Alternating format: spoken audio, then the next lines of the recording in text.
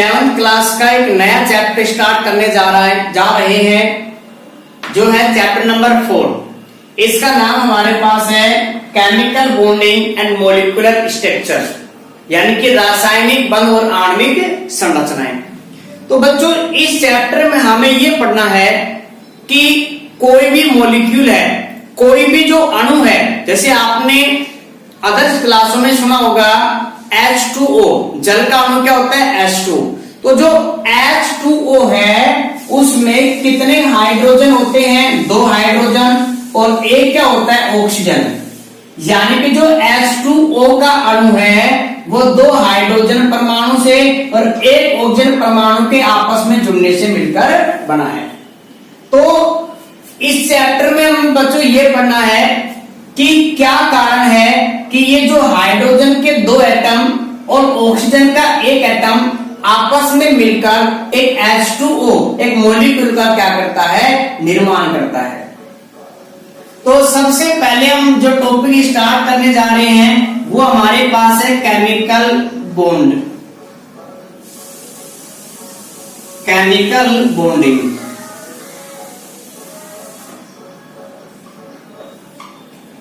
तो chemical bond क्या है? देखो बच्चों, कि जो हमारे पास कोई भी यौगिक है जिसमें या तो 2 परमाणुओं को या 2 से अधिक परमाणुओं को, तो बच्चों केमिकल बॉन्डिंग, तो केमिकल बॉन्डिंग क्या है कि कोई भी जो हमारे पास अणु है जिसमें 2 या 2 से अधिक परमाणु आपस में जुड़े होते हैं। तो जो 2 या 2 से अधिक परमाणु आपस में जिस फोर्स के द्वारा, जिस बल के द्वारा जुड़े होते हैं, उस फोर्स को हम क्या कहते हैं? केमिकल बॉन्ड या केमिकल बॉन्डिंग कहते हैं। यानी कि जो केमिकल बॉन्ड है, रासायनिक बंध है, ये एक प्रकार का फोर्स होता है, एक प्रकार का बल होता है जो किसी भी अणु में परमाणु को आपस में बांधे रखने का कार्य करता है। तो इस रासायनिक बंध की परिभाषा क्या हो गई कि किसी भी अणु में 2 या 2 से अधिक परमाणुओं को आपस में बांधे रखने वाला जो आकर्षण बल है वही क्या कहलाता है? केमिकल बॉन्डिंग या रासायनिक बंध कहलाता है। अब इसी के साथ बच्चों एक हमारे दिमाग में क्वेश्चन आना चाहिए कि तो आपके पास परमाणु है, वो आपस में जुड़कर किसका निर्माण कर रहे हैं? अणु का। तो आपके दिमाग में क्वेश्चन आना चाहिए कि क्या कारण है, क्या कारण है कि कोई भी जो आपके पास 2 परमाणु हैं वो आपस में संयोग कर रहे हैं और किसका निर्माण कर रहे हैं? एक अणु का निर्माण कर रहे हैं। तो यहां से हमारे पास जो फर्स्ट पॉइंट है कि कोई भी जो 2 परमाणु होते हैं वो आपस में कंबाइन इसलिए करते हैं क्योंकि वो अपने बाह्यतम कोश को क्या करना चाहते हैं? पूरा, कि वो अपने बाह्यतम कोश में कितने इलेक्ट्रॉन पूरा करना चाहते हैं? 8 इलेक्ट्रॉन। यानी कि जो फर्स्ट पॉइंट है, और ये हमारे पास जो डेफिनेशन वो है ओल्ड है। जो फर्स्ट हमारे पास पॉइंट है कि जो कोई भी 2 परमाणु जब आपस में संयोग करते हैं तो वो इसलिए संयोग करते हैं क्योंकि उनके बाह्यतम कोश में कितने इलेक्ट्रॉन पूरे हो जाएं? 8 इलेक्ट्रॉन क्या हो जाएं? पूरे। अब हम इसको ये भी कह सकते हैं कि कोई भी परमाणु क्या करता है? जो अष्टक का नियम, अष्टक का जो नियम है उसको क्या करता है? पालन करता है। अष्टक का नियम आपने 9th क्लास में भी पढ़ा था और अष्टक का नियम आपने 10th क्लास में भी पढ़ा था। अष्टक का नियम क्या होता है कि किसी भी परमाणु के बाह्यतम कोश में अगर 8 इलेक्ट्रॉन है तो वो परमाणु कैसा होता है? स्थायी होता है। कैसा होता है? स्थायी होता है। स्थायी का मतलब क्या होगा कि ना तो वो इलेक्ट्रॉन को त्यागेगा, ना इलेक्ट्रॉन को ग्रहण करेगा, ना इलेक्ट्रॉन का क्या करेगा? साझा। और ऐसे परमाणु जो ना इलेक्ट्रॉन को त्यागते हैं, ना ग्रहण करते हैं, ना साझा करते हैं, वो क्या कहलाते हैं? अक्रिय गैस। क्या कहलाते हैं? अक्रिय गैस, जिसको हम क्या कहते हैं? Noble gas.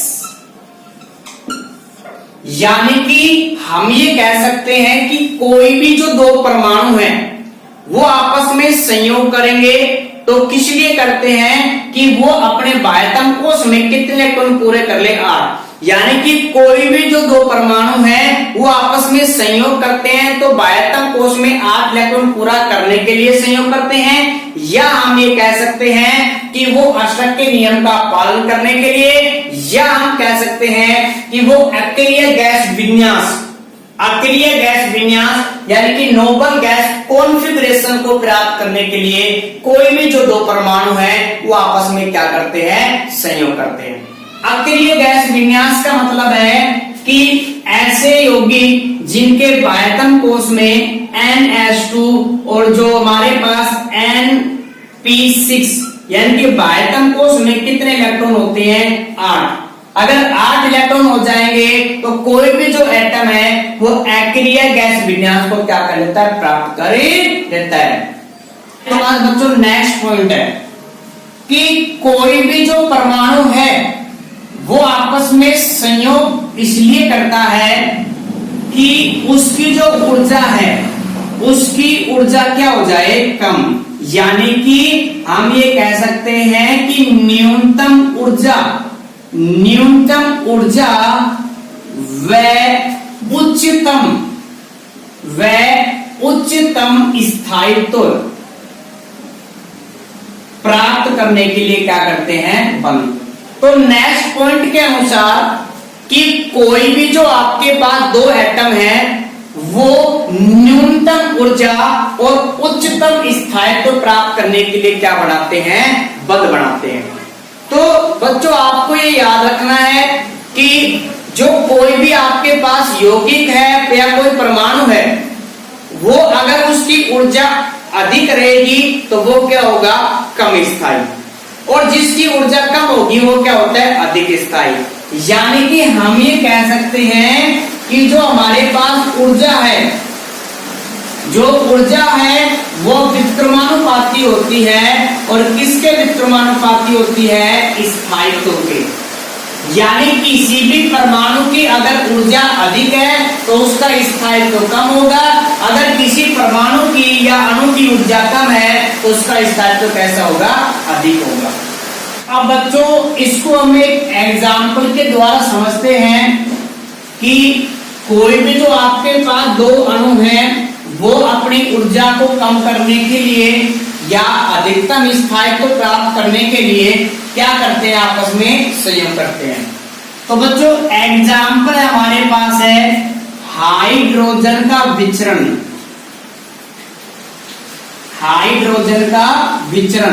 यानी कि हाइड्रोजन का निर्माण किस प्रकार होता है। बच्चों H2 का निर्माण दो हाइड्रोजन परमाणु से मिलकर बना होता है, यानी कि दो हाइड्रोजन जो परमाणु हैं वो आपस में संयोग करते हैं तो हाइड्रोजन अणु का क्या करते हैं, निर्माण।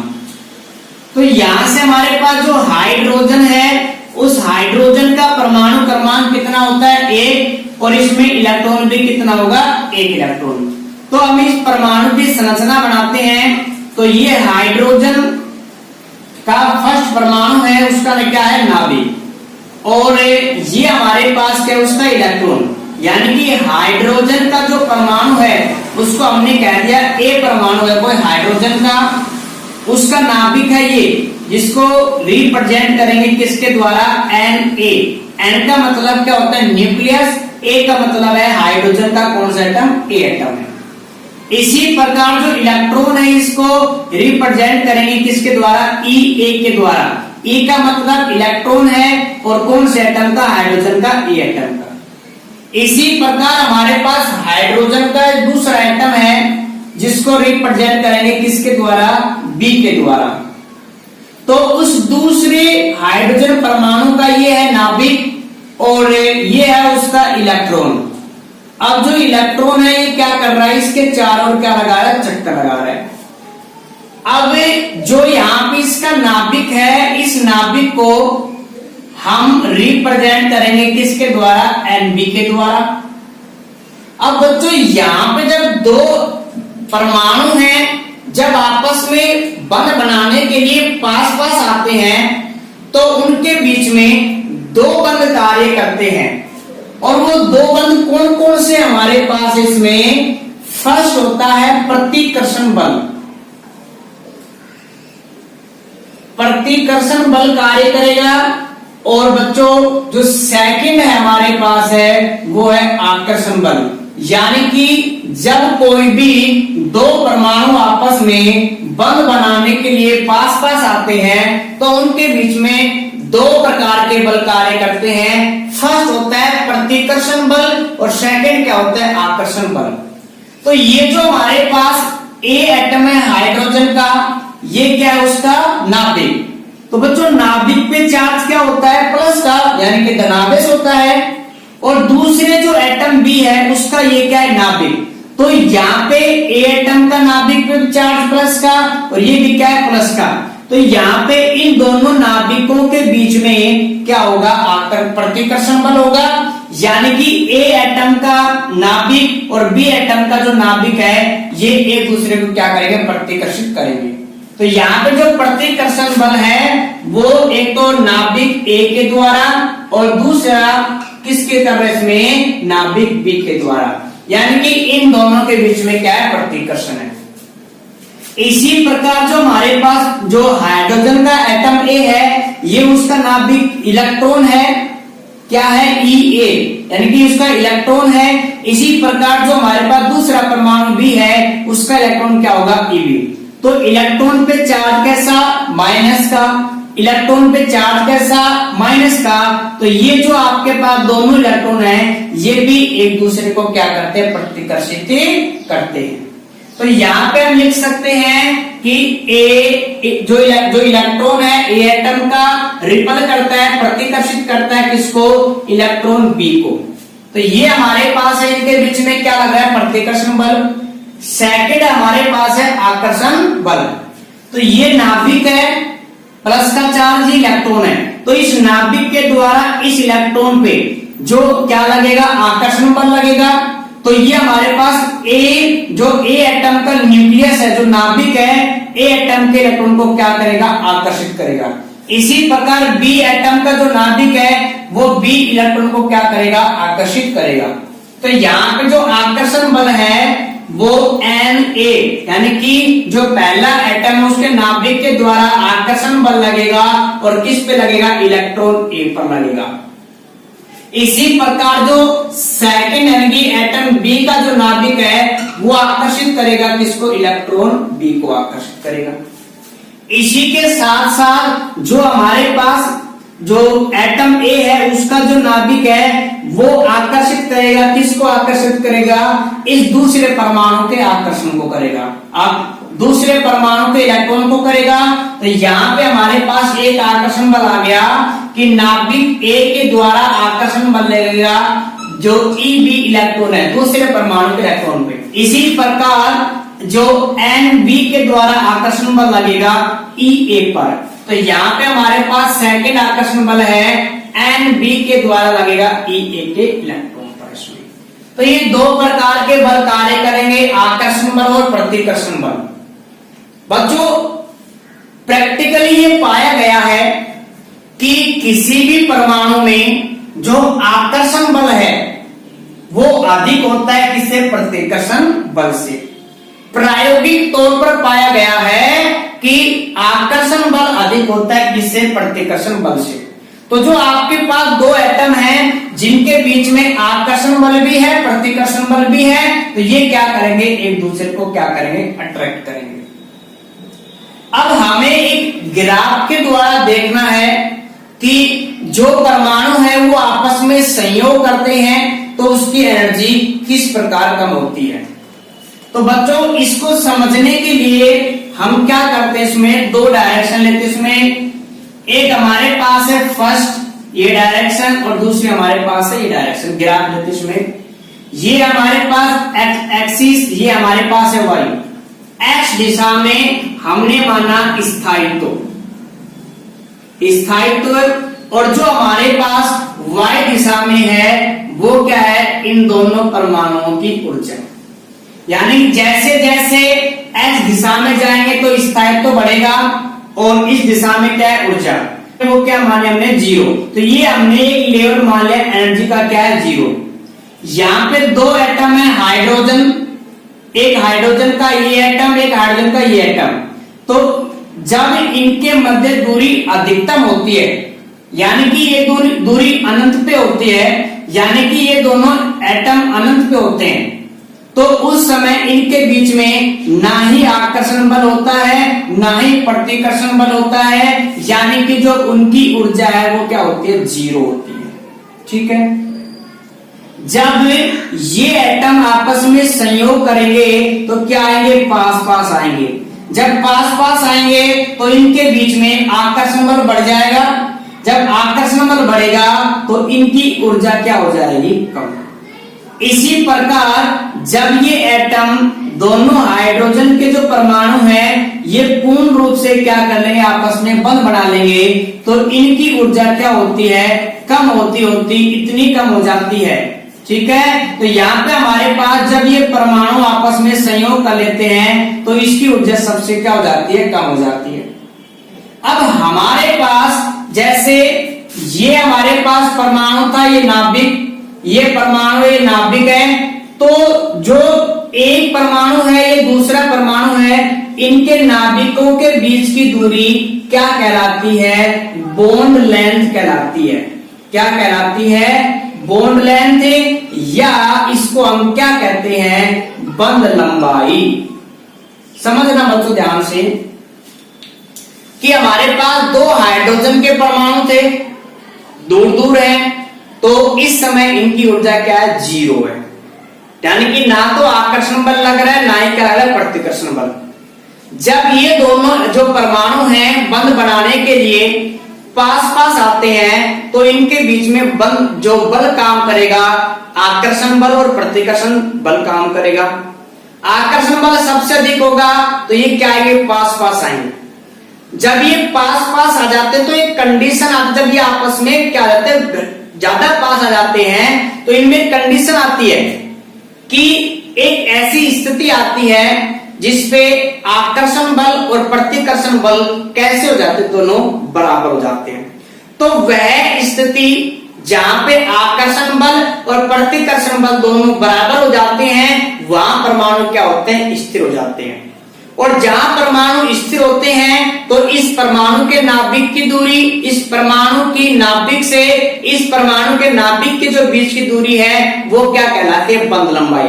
यानी कि जब दो परमाणु के बीच में आकर्षण बल और प्रतिकर्षण बल जब बराबर हो जाते हैं तो इनके नाभिकों के बीच की दूरी क्या कहलाती है, बंध लंबाई कहलाती है। ठीक है। तो ये क्या होगी, इनके पास बंध लंबाई होगी। अब अगर हम ये करें इसमें और जब ये बल बना लेते हैं तो इसकी ऊर्जा क्या होगी, सबसे कम होगी। लेकिन बच्चों जब अगर हम क्या करेंगे, ये जो पोजीशन है इस पर आकर्षण बल और प्रतिकर्षण बल बराबर है। अगर आप इन दोनों परमाणुओं को और नजदीक लेके आते हो और नजदीक लेकर आते हो तो इनके बीच में क्या बढ़ेगा, प्रतिकर्षण बढ़ेगा। और प्रतिकर्षण बढ़ेगा तो इसका मतलब ऊर्जा क्या होगी, उसकी बढ़ेगी। तो अगर आपके पास ये परमाणु और नजदीक आते हैं तो ये जो इनकी ऊर्जा थी वो क्या होगी, बढ़ती बढ़ती जाएगी। इसमें ध्यान रखने से, ठीक है, इस प्रकार से। अब अगर जो परमाणु है वो आपके पास इस पोजीशन पे है जहां पे आकर्षण बल और प्रतिकर्षण बल बराबर है, लेकिन अगर आप क्या करोगे, इन परमाणु को दूर लेकर जाओगे तो इनके बीच में कौन सा बल बढ़ जाएगा, आकर्षण बल। यानी कि जब आप नजदीक लेके आओगे तो भी ऊर्जा बढ़ेगी, पास लेके जाओ दूर लेके जाओगे तो भी ऊर्जा इनकी क्या होगी, बढ़ेगी। यानी कि हम ये कह सकते हैं कि यहां से हमारे पास दो एटम थे जिनकी ऊर्जा क्या थी, जीरो। जब ये बंध बनाने के लिए आए इसमें तो इनकी ऊर्जा में क्या आने लगी, कमी। जब ये परमाणु आपस में पास पास आ जाते हैं जहां पे इनकी जो आकर्षण बल और प्रतिकर्षण बल बराबर हैं तो वहां पे इनकी ऊर्जा क्या होगी, सबसे कम ऊर्जा होगी। और जैसे जैसे इनके आप पास लेके आओगे या दूर लेकर जाओगे तो इनकी ऊर्जा में क्या होगी, वृद्धि होगी। ठीक है। अब ये जो ऊर्जा है ये कहलाती है बंध एंथैल्पी। बंध एंथैल्पी तो यहां से हमारे पास ये ग्राफ है जो आपको ये प्रदर्शित कर रहा है कि जैसे जैसे परमाणु बंध बनाते तो इनकी ऊर्जा में क्या आती है, कमी आती है। तो ये बच्चों हमारे पास सेकंड पॉइंट था कि कोई भी जो परमाणु है वो आपस में बंध इसलिए बनाते हैं कि उनकी ऊर्जा क्या हो जाए, कम हो जाए और स्थायित्व तो क्या हो जाए, अधिक हो जाए। यही कारण है कि प्रकृति में जो कुल तत्व हैं वो है 118 तत्व हैं, लेकिन अगर हम बात करें कि परमाणु कितने, अणु कितने हैं, तो अणु बहुत सारे हैं।